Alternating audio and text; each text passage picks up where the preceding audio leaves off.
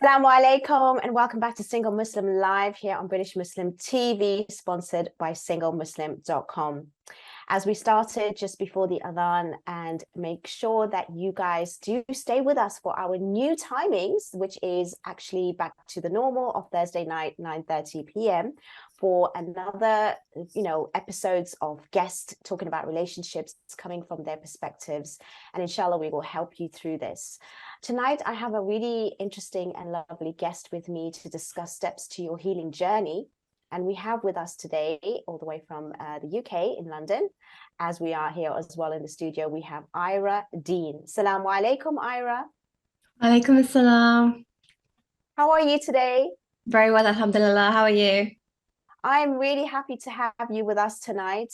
What I love about you, obviously, I'm going to give you a chance to explain yourself. But before anything, I just have to praise the fact that you're very inspirational with the way in which you deal with life and how open and honest you are about things that actually go wrong and things that we struggle with. And I think that's what we need to hear, because even though we're going through steps of healing and people talk about it as to, let's do this, that, and the other, there is definitely so many bumps on the road, right? And there's so much to discuss with that. So we're going to be really real tonight, okay?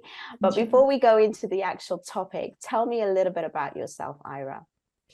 Okay, well, I currently work in a school with primary school children. I am a mum of one, alhamdulillah. I have a small business that I start, which I will hopefully go into later on during the show. And I have been divorced before, just the one time for now, alhamdulillah, for 7 years. And this healing journey has been very liberating. And I hope that today I can share that with the viewers and hopefully they can benefit from it, inshallah. Absolutely. I love the fact that you use the word liberating.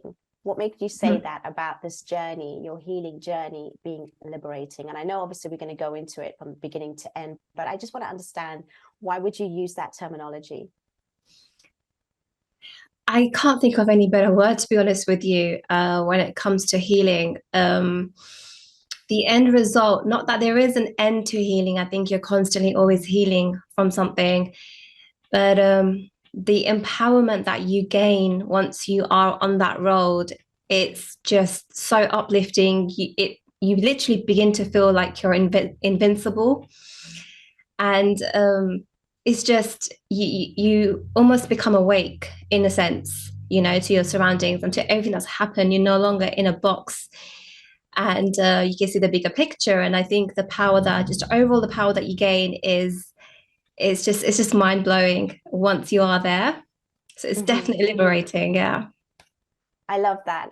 Because, at the end of the day, we know that heartbreak and going through anything that is disappointment is so traumatic, and it can be traumatic as well, depending on even the circumstances. So, the reason why we go through this kind of understanding of healing is that obviously it's going to be different for everyone, and their circumstances obviously makes a difference as well.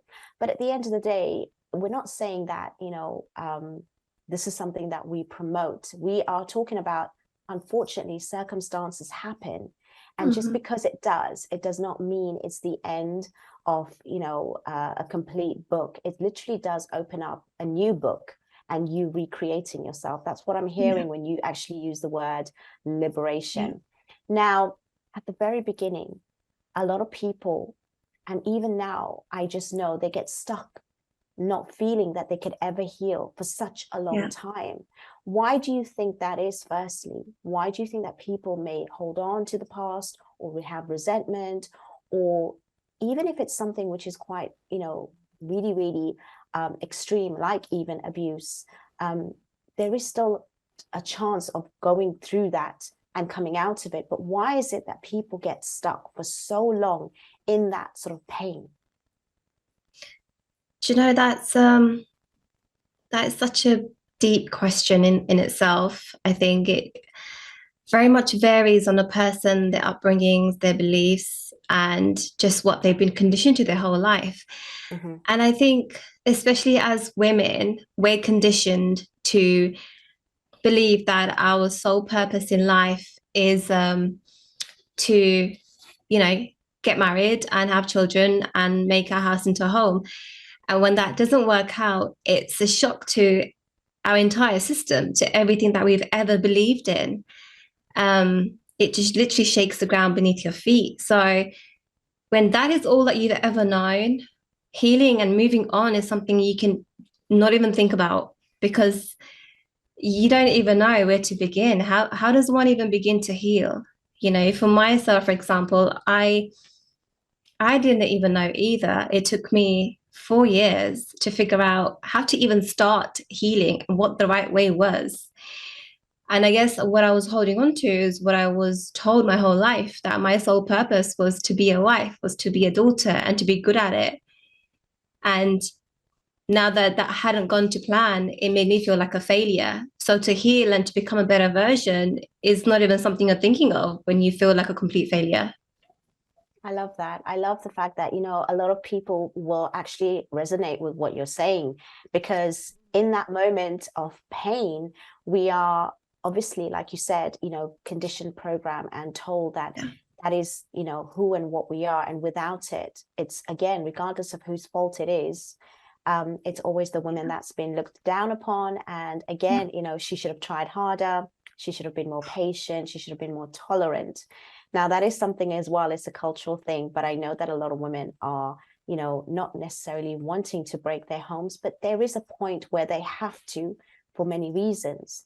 And you said that you felt stuck for many, many years. Do you think what you know now and what you've done could have made that time a lot less? And hopefully this is what we're here to do tonight, is that if anyone's going through this, they don't have to worry about that timing, because maybe whatever you're going to share is going to help us. So what would be the first thing that you didn't do, but you did eventually, to actually start that sort of healing and that journey?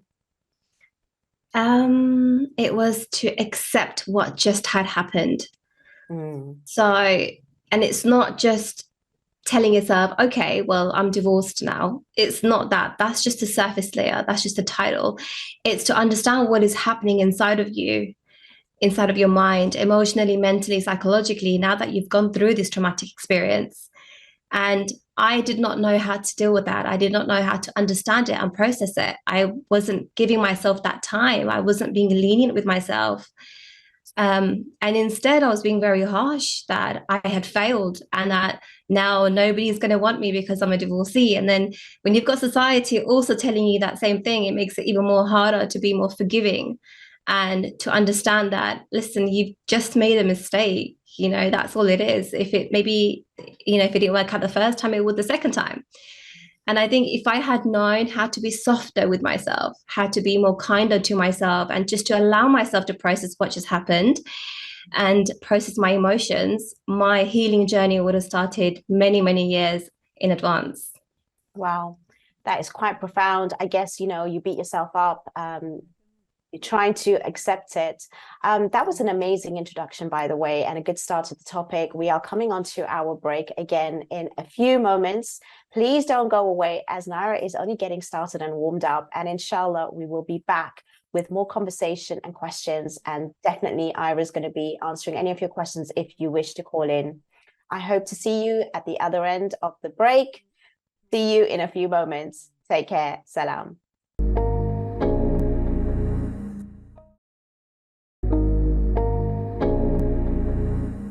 Assalamu alaikum and welcome back to Single Muslim Live here on British Muslim TV, sponsored by SingleMuslim.com. I have the lovely Naira Dean with me today, and she is actually talking about her healing journey, as well as giving some insights to what actually goes on in the mind of somebody who is just broken up and how to actually heal from that. Ira, tell me, as we were talking before the break, with regards to forgiveness for yourself, acceptance, as to what happened. And then, that sort of starts this sort of journey of you taking the next steps to actually processing what's going on and then feeling better about the situation. Now, what made you forgive yourself? What made you think that you need to be kinder to yourself? Was there something that you did? Was there someone that you spoke to? I mean, did you get people involved? Was it family, friends? Was it a professional? You said 4 years. That is a really long time to be stuck in a particular situation. How did you even manage when it came to, before that, healing journey? I mean, were you like a zombie? What was it like? Because I want to get into your mind, because I know that a lot of people will have different experiences, but I'm just curious as to what is that actual feeling, so that people can understand that it is also okay to be in that way where you're stuck, but then just try not to be there for too long, because it can be detrimental. So the best way that I can describe it is that I was stuck in limbo. I was stuck in a place where there was nothing but storms and chaos, and it was a very dark, dark, dark place. And what helped me to gain a perspective of where I felt like I needed to be kinder and forgive myself and be more merciful was actually through my deen. And it's funny because I had tried so many different routes where, for example, therapy, CBT, talking therapies, counseling. And even though it was helpful momentarily, when I would come back home, I would pretty much go back to square one. And it wasn't until I started to see what my purpose truly was, why Allah created me, and why did He value me so much to have given me this test. And when I saw myself through His eyes, it's like He softened my heart. That's the best way that I can put it. And He made me understand me through the lens that I couldn't through therapy, talking therapies, and CBT. So I think the first point of contact has to be Allah, of course. That's a given. But I mean, to the point where you have to try your absolute hardest to get as close to Him and understand Him. Not this, I'm not talking just about reading your salat on time and doing dhikr and reading Quran, but actually understanding why He values you so much, because Allah speaks of this in the Quran. And to understand that, you know, if He wanted to, He could have erased you so quickly, just like that, but He didn't. And there's a reason why for that. You know, there's something in you that is so valuable, that you are in this position, that you are being attacked by the shaitan, and that Allah is still providing for you, and He still loves you and cares for you, and, you know, takes care of you. That's absolutely beautiful. And I love the fact that you said that, you know, when it comes to, everyone talks about, you know, going back into your faith and practicing it, it's not just the rituals that we do, but really digging deep. And I think that is really sensational, because a lot of the times, you know, our faith has got so many miracles which is unseen, unheard, and it takes the practice of the obligation to, you know, do our fard and do whatever we need to do, but it takes that extra bit, like you've just said, to go that deeper, to have a real understanding as to why adversity and challenges come to us. And at the same time, you know, then you can see that glass half full. You can be positive even in the darkness, and you can see that sort of like light at the end of the tunnel. I mean, these are all these analogies that I'm using just so that people can understand that even while you're going through that, you're still going to be in a place where you're still going to be maybe grieving. You might still feel the pain. That's the thing. It's not one or the other. Like you said, the healing always is continuous. It might get easier. And I love that as well, because a lot of us think that, when are we going to get there? And, you know, the timing, and is there an end result? You know, it just gets something that you cope with and you live with, and it's part of your life. That's what we need to understand, right? We're not going to, you know, it's like even grieving someone that's passed on. You know, you miss them forever. You can't say you're going to get over it. So it's kind of similar in that way. It is. So how did that sort of like open up for you to, and what were the next steps after that? So grieving was the first step, of course, acknowledging what just happened to me and processing my emotions. The next step was to get close to Allah, because I knew there was no way that I could take on this task of healing without His help and guidance. So this meant understanding my true value, understanding my worth, but through the eyes of Islam. And I did that by reading translations of the Quran, understanding, you know, more about myself, more about, you know, people say the Quran is a love letter from Allah, and it truly, truly is. So I think when you're in that phase where you have nothing but negative self-talk, you have waswasas, you're stuck in a situation where it feels like all odds are against you, what perfect time to read the love letter that Allah has made for us. So that was the next step for me. And I always asked myself, okay, so if I am in this situation, what is it that Allah is trying to teach me? What is it that He's trying to tell me? Because clearly there's a lesson there, right? We don't get tested just for the sake of being tested. There is a silver lining. There is something valuable in that we need to extract. And it's understanding that. So when I would go to therapy, or forget even therapy, before we even got to therapy, it was even getting out of bed. What was my purpose of getting out of bed? Even that was so difficult. And I think many will know, when you're suffering from depression and anxiety and it feels like your whole world is falling apart, getting out of bed is the last thing you want to do. But of course, at the time, I was a mother, and I knew that my purpose was more than just who I am as a person, but also as a mother too. And I had to fulfill my duties to my son.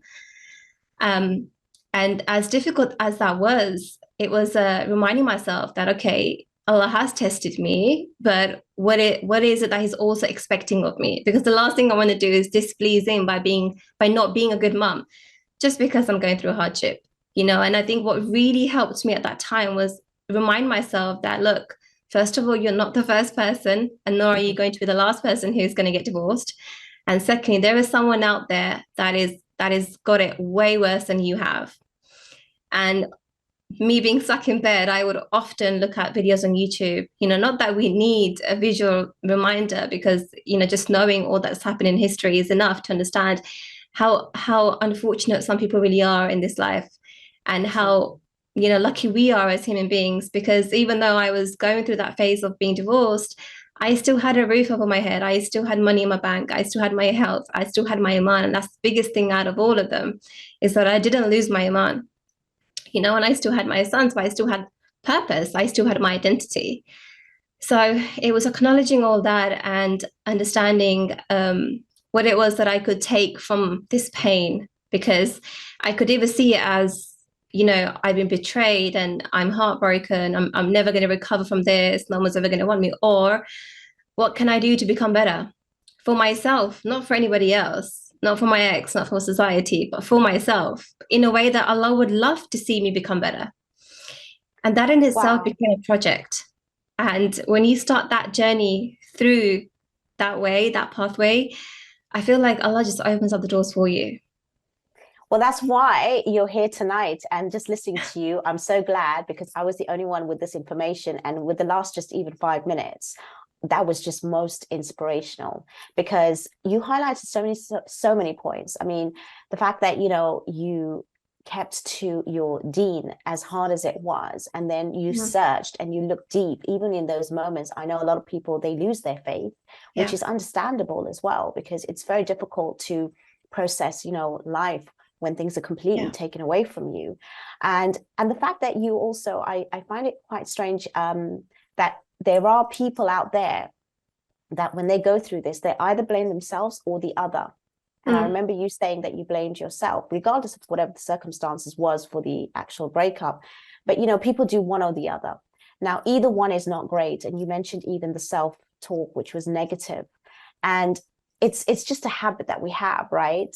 So what were the things that, other than what you just mentioned, that got you out of the space? And I love also the fact that you talked about purpose and meaning again, and starting in that way. Now, no matter what, even if we blame ourselves, right? We're always there to also resent and hate the situation because of somebody else. It's very, very hard to not still blame the other, okay, to put us in that situation. Now, how, if you had those thoughts, or if anyone does have those thoughts generally, how would someone come over that? Because that could really lead to bitterness as well, and resentful, which can hurt you more than the other person. And that is so common in a breakup, regardless of whose fault it is. We're always looking to blame the other. And how do you overcome something like that if someone is feeling that and going through that? So a little backstory. I felt resentment towards my ex-husband before I even got divorced. They say that women leave emotionally first before they leave physically. And I think that's 100% true.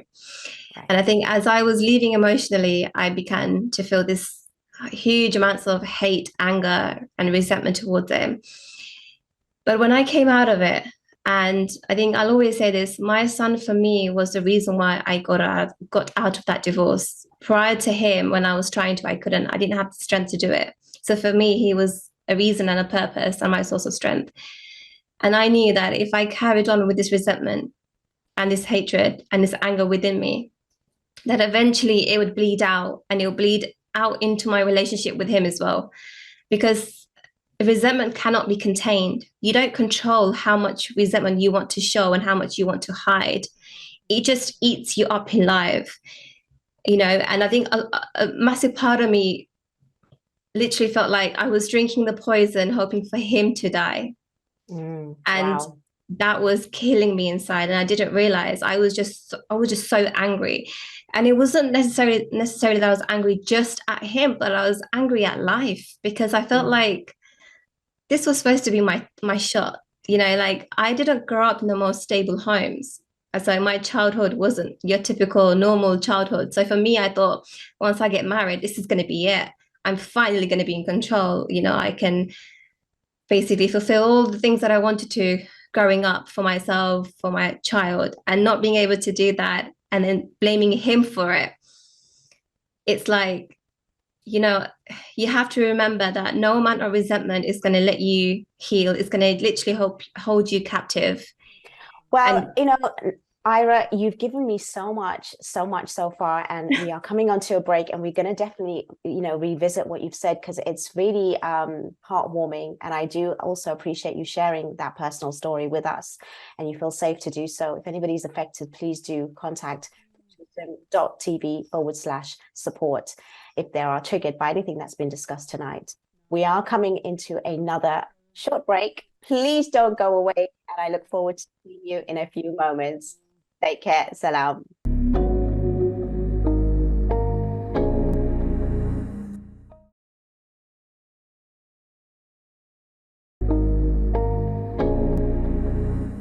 Assalamu alaikum. Welcome back to Single Muslim Live here on British Muslim TV, sponsored by SingleMuslim.com.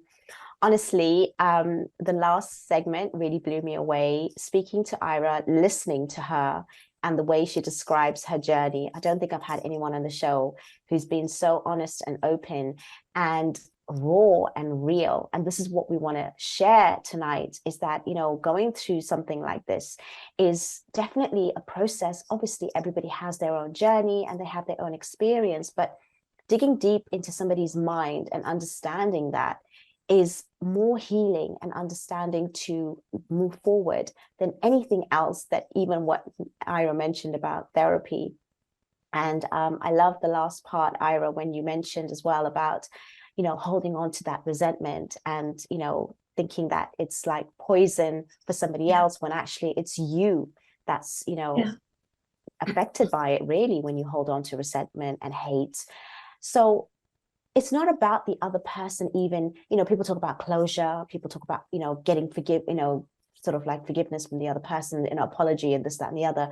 So this is what I love about your story, is the fact that you just took and you owned accountability and responsibility for whatever it was, even if it had nothing to do with you coming to this sort of like situation, but you owned it. And a lot of people find that very hard to do. And that, for me, is one thing I think a lot of people need to take a lesson from what you just said. Now, you may not even have recognized it, but you really did take responsibility and accountability. And for me, that shows a different type and level of human, right? Because a lot of the times it's so easy to blame. It's so easy to put the onus on somebody else, even if it's clearly the fact, right? Or maybe that's the reason for it. But it's not about that. It's about you changing to change your circumstance. And that's what you did, right? And the fact that you took your role as a mother in such a different level to give you meaning and purpose and to move forward as well. Because a lot of the times that is even looked upon as a burden to a lot of mothers out there that have left to say that, oh, I'm left with this. He's enjoying his life. They go on. I hear this all the time. But you looked at it as a blessing. And for me, that is just so profound. Now, tell me a little bit more about, letting go of that resentment and blame towards the other person. And how does that look like? What does that sound like? And what comes out of that when you actually achieve it? It's extremely, extremely hard. It sounds like I've achieved it, but to be honest with you, I think it was only a couple of years ago that I managed to overcome it. And, it's coming up to my 7th year that I've been divorced. So it's definitely not an easy task. It does not happen overnight. And you have to fight your own, you know, negative talks a lot. And I think when it comes to waswasas, where they're constantly making you feel, making you feel host a self-pity party and blame the other person for everything, or blame so and so who set you up or almost set you up, it's a lot easier to shift the blame on someone else and take accountability. But when you do, I'm going to say it again, it's liberating. It's really empowering. Holding on to hate and resentment will not make you feel powerful in any way. But when you begin to feel emotionless towards that person, where you become completely numb, especially when you have to co-parent, where you have to liaise with them and you have to see them every so often. If you can look at that person and feel nothing, and they don't affect you, they don't cause you anxiety, they don't make you panic, they don't make you feel nervous, that is true power.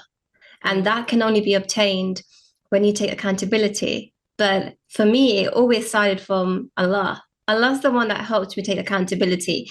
I was too full of ego and pride and hatred and so many other things to even take accountability.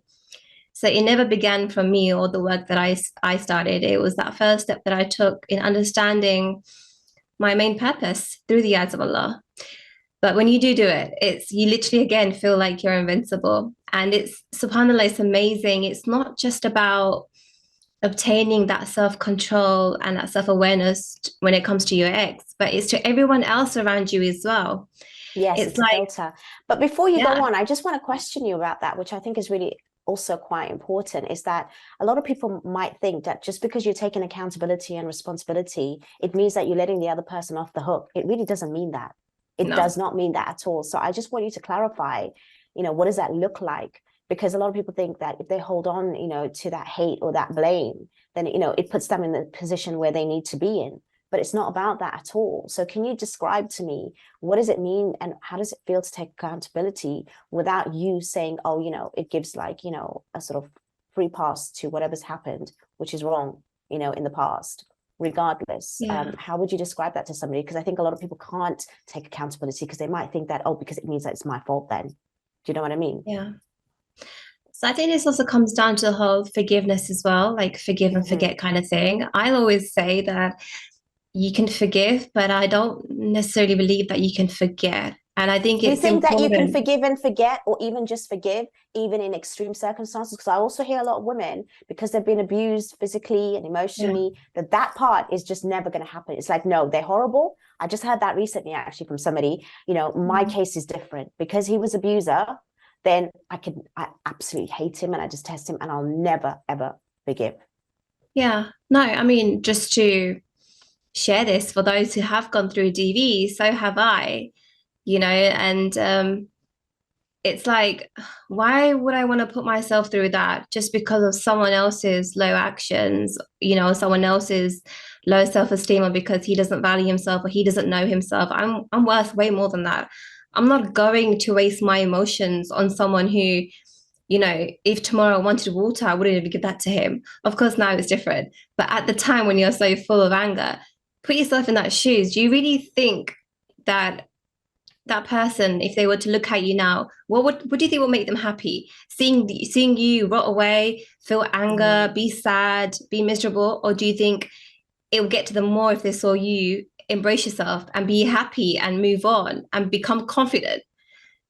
Obviously, it's going to be that, because for them, they also want to take you down with them. If they've like been abusive towards you in whatever form or shape it is, they've taken themselves down and they're going to drag you with them. So to show that you're better than that and that your true value and your true worth is so much more empowering, and it's going to put them off and make them think, oh my God, like, what have I just lost? Like, why is it that what I'm doing is not getting to her or getting to him? And I think we get so fixated on getting revenge and getting closure. I don't believe closure exists. I think that needs to be removed from the dictionary. Closure does not exist. I love that you said that. I agree with you there, actually. I really love that you said that, because a lot of people are looking for some sort of validation to move on or to heal or to open that new door. I was like, no, you just need to move on and that's it. You don't need someone that, for example, has hurt you to give you that permission again, to even go to the next step. Because that's what you're trying to do at the end of the day, or you're trying to bring that situation back again. I love what you just said as well, the fact that you actually empower yourself and you move forward because you value yourself and you are not looking and worrying now about the other person. It's so difficult to do. That's the thing. And I know that you're being real about this because it's so difficult to do. I know you have your faith to give you that, but I'm sure the practical steps alongside your faith was also something different. So what does that look like? So therapy really helped me. And can I just say that it took me a while to find the right therapist. And I think I went through 4 before I found the right one who I clicked with and who I felt like really understood me. Now, even though when you do go into therapy, it's not like they're going to tell you exactly what to do, which step to take. They're merely helping you connect the dots and help you understand yourself better. Yes. Yes. Sometimes for example, myself, I had a lot of unhealed trauma to deal with, and I didn't realize that it was all stacked up. So when the divorce happened, I had hit completely rock bottom. And connecting the dots helped me understood that the reason why, to begin with, I behaved the way that I did in that marriage was because of my childhood trauma. It wasn't necessarily because I was a bad person or because he was a bad person. Of course, it takes 2 hands to clap. There's a lot of things that I would have done differently, and I'm sure he would have as well. But therapy was something that really, really helped me understand myself, understand my mind as a human being as well. But I cannot stress this enough. What I did was everything that I gained in that session, I brought it back home and I reflected upon that through the eyes of Islam. And the thing is, the reason why it is so important is because I feel like sometimes some therapies or therapists can become a bit too Western. And us as Muslims, we have to see things from a different lens to those, who are Western.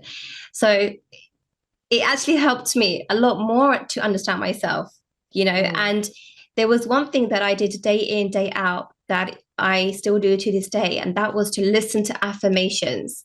So the first thing I would do, of course, after getting off of Fajr, doing my rituals, I would then listen to affirmations, even if it meant it was just playing in the background. It was so important, and I belittled it so much. I thought, oh my gosh, I'm not going to listen to somebody on YouTube tell me that I'm worth it, that I'm strong enough. Like, that's just weird. But when I did it, and the first time I did it, I cannot express how much I cried, because hand on heart, I don't think I can ever tell you when the last time was that I said to myself that I am enough until that day. Wow. Because that's amazing. And it's so empowering, because you finally, that inner child in you finally gets to hear the words that it's been dying to hear this whole time. So when I began you think as well that somebody else needs to say that to you, to make you feel that way. Yes, when it's and actually it's not you giving it to yourself. You give love to yourself. You give the comfort. You complete yourself. Yeah, and we need to hear that. Yeah. We need to hear that from ourselves, because no one else is going to say enough. I love also the fact that you said that, you at the end of the day, had to go through a journey of understanding, those affirmations and also different types of therapy. And most people say, yes, counseling therapy doesn't work, but you had to go through even a journey of finding that too. Yeah. So we need to be honest about that, right? It's really important. People, yes, things, again, therapists are human. And they have their own style and they have their own ways. So you got to find someone that suits you. So it's not the actual strategies and tips that maybe there or doesn't work, but it's who's relaying it to you, who's understanding, who connects with you. You have to have a rapport with whoever is helping you through that journey. So that's also another really important factor. We are coming into another break. And I think what people don't realize is that they think that, oh my God, if I go into therapy, it's going to be so painful. I have to talk about it, I have to relive it. But what they don't realize is that the pain's already been caused. You're actually carrying it with you every single day, and you're just suppressing it. So Ira, we're going to come back to you in a moment, because we are going on to another break, and we actually have a question as well, which I'm going to ask you after the break. So please do stay with us. We're having such an amazing conversation, honestly. And if anyone's watching, please take notes. Rewind if you've just joined us, because it's really gems that's been shared tonight. But we are going on to our break, final break. Please don't go away. Catch us after a few moments, and we will continue our conversation with Ira. Take care. Salam.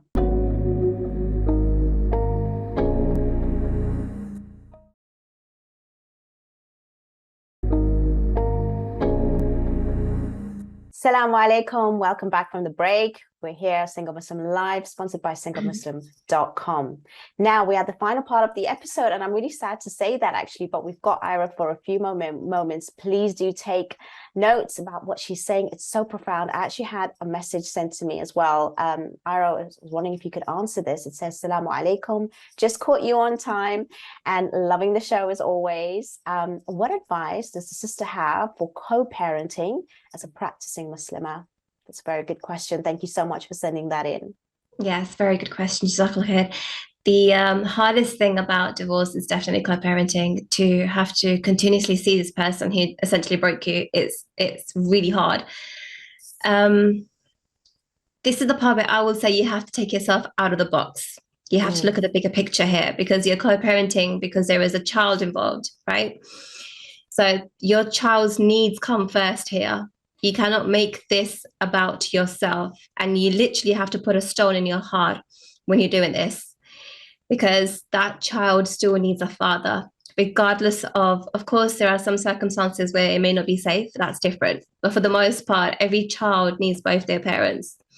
And you have to be the bigger person here for the sake of your son or for your child. This isn't about what happened between you and your ex. This isn't about the conflict. This isn't about you, giving in or becoming a little person. If anything, you become a bigger person when you allow that contact to take place. But when it does, the only thing I can say is just go for it. Just go in there, and wholeheartedly just ask Allah to make it easy for you. And I know sometimes it's a lot easier said than done, and sometimes you need more than that. But this is the thing that takes practice. Each time you go in there, each time you have to face them, it gets easier. And when you're working on your self-development, your self-healing journey, and you become more empowered within yourself and know your self-worth, eventually that problem, that anxiety that you get from seeing this person gets even more smaller. But yeah, I think what you said is focus. really important. Taking yourself out of the actual equation. And, Yeah. I can actually do a show of co-parenting on its own, because I think it does need its own space. Yeah. And what we're saying right now is just the surface, really, because I think there's so much to address when it comes to co-parenting, and I hope that answers it. But honestly, we have so much, things that are going on where you use your situation thinking that your child is going to be just as damaged because, that parent maybe hurt you. But actually, you have to really weigh up the situation where, like you mentioned, your child still needs the other partner and they still have a right over it, Islamically, more importantly, right? So we need to remember that. And I hope that answers the question, inshallah. Like I said, I think I need to do a show and an episode just on that topic alone, on co-parenting, because it can go so deep. And there's so many factors and things that go around it. So I love that. But I do want to address some more things, and we'll come back to it if we do have time, is when you talked about your identifying your emotional needs and your sort of mentality and the physicality of it, and establishing boundaries, right? Because in that moment, even with the co-parenting, there is so many boundaries that you have to set for yourself. And, there's a worry as well when you're sending your child away, because you never needed to do that before. Right. And it's so hard to let that one love that you have to go into somebody else. So what was that strength and that need that you created for yourself, that empowerment that gave you that sort of power to do that? The biggest thing that helped me is reading case studies of children who grew up in a single home and were deprived of their love from the other parent. And I think reading how that affected them made me realize why I can definitely not do that. Because of course I wanted to do that. Of course I wanted to keep my son to myself. If I had it my way, I would probably glue him to me. But obviously, he needed a father, and no matter how much I tried, I could not be a father. I'm not built to be a father. I can be everything else for him, but I can't be a father.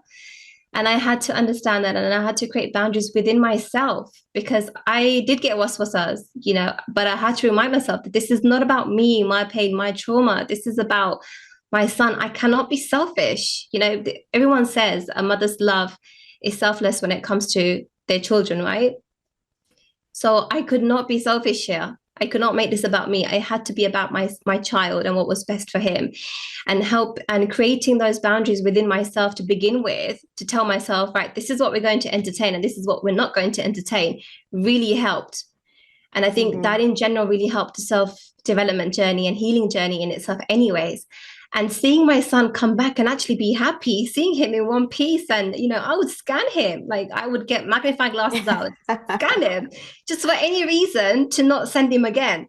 But to see that actually he was coming back really happy, and I was a reason for that. That again, that's empowering. That I made their love grow when I had the power to rip them apart. I love the way you see it. I love the way how your perspective is, even though you had the fear and even though you wanted an excuse, but you really did open up your mind by looking at your son, knowing that when he did see his father, even though it was painful for you, it was the best decision you made, not just for yourself, but more importantly for your son. And that gave you that sort of like power to continue and do it. And it made it easier. Yeah. And not to forget that I got the weekends to myself, which meant more work, which meant I could take myself out. I could go do whatever I want. And as mothers, we know we never get a break. Yeah, absolutely. Absolutely can work to your benefit. And your child's happy and safe. That's the most important thing. Yeah, no, that's amazing. That's really, really lovely. Now, we don't have much long on the show, but I do want to obviously promote, your business, where people can come to you. I'm not going to wait till the end, just in case we do run out of time. So, people want to reach you, because I do feel that you do share some like tips as well on your TikTok and your social media, whatever it is, Instagram. So please share, how do we, get hold of Ira and support your business and even listen to what you have to say? Because I'm so taken away already from everything that you've said so far, and I want to listen to so much more. I can easily go on for another hour, but honestly, but yes, please tell us, and the audience especially, as to how to reach you and where to support you, especially in your business as well. So my TikTok page is called Verse 286. Which is basically the verse from the Quran where Allah says He does not burden a soul beyond that it can bear. I love that. For anyone listening, take that with you. That helped me so much. I've literally got it imprinted in my living room. It takes up like 80% of the wall, just in case I forget it. But it's called Verse 286 on TikTok. I'm not so active on Instagram.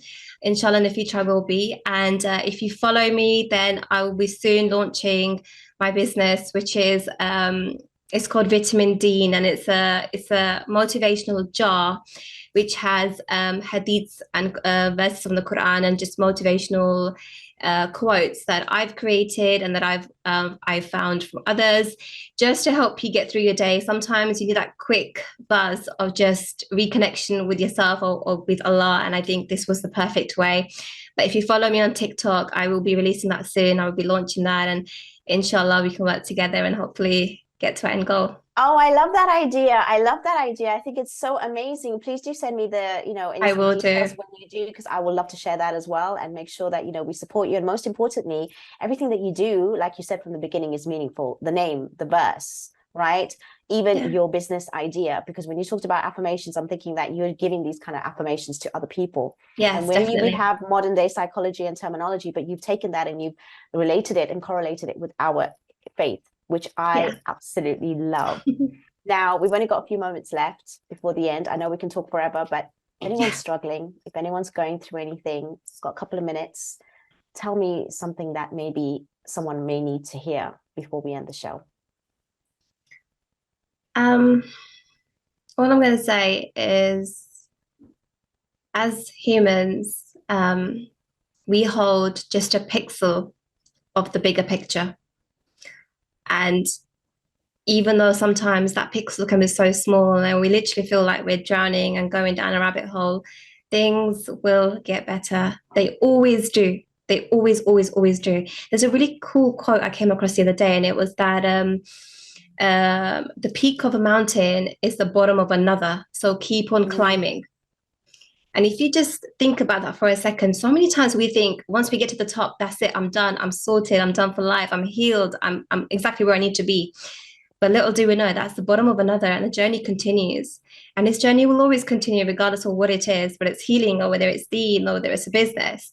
I think staying positive is so important for yourself. How you talk to yourself is vital. It is absolutely vital. It will make or break you, or make or break your relationships, your future. And I think the one thing to please remember is that healing isn't just for you. Healing is for yourself. It's for your iman. It's for your family, for your children, for your akhirah. Because if you're not healing and you're holding on to bitterness and resentment, you're not doing the best of ibadah. You're not doing the right deeds that are going to get you to Jannah. you're not doing enough for your family. And I think you have to, again, look at the bigger picture. You're just holding a pixel, but there's a massive picture, and things do work out in the end. As hard as they are, it's taken me 7 years to get over this. So as hard Did as you it is, have a you do get support there. system? Do you think that's important? A support system is of course important, but pick your people very wisely. I picked all the wrong people, and honestly, I ended up with no one in the end out of my own choice. And believe it or not, sometimes it's better to have nobody than to have the wrong people. So Yes. pick your people really carefully, who you turn to and how much you turn to them. And again, don't forget boundaries, because even in a support network, you have to have boundaries. Wow, wow, wow. Honestly, like I said, I could listen to you forever because you have given us such raw, authentic information, which is from the heart, from your experience, and so much learning and growth because you've obviously come through it, you're going through it, and more importantly, you can see it from another perspective and coming out the other side. But knowing even that other side is not the end at the end of the Yeah, day. It is just so it's much not. more. I just want Yeah. to say, honestly, Ira, from all of us here on British Muslim TV, we want to thank you so much for your time, for the collaboration of being on the show, and most importantly, for sharing the information that you have, your insights and your personal story. We really, really do appreciate that. And inshallah, we wish you all the luck in the future, especially with your business and your family. And I just would love to collaborate with you again. And I'm sure we will at some point. Please, everyone that's watching, go and give what was it again? 286.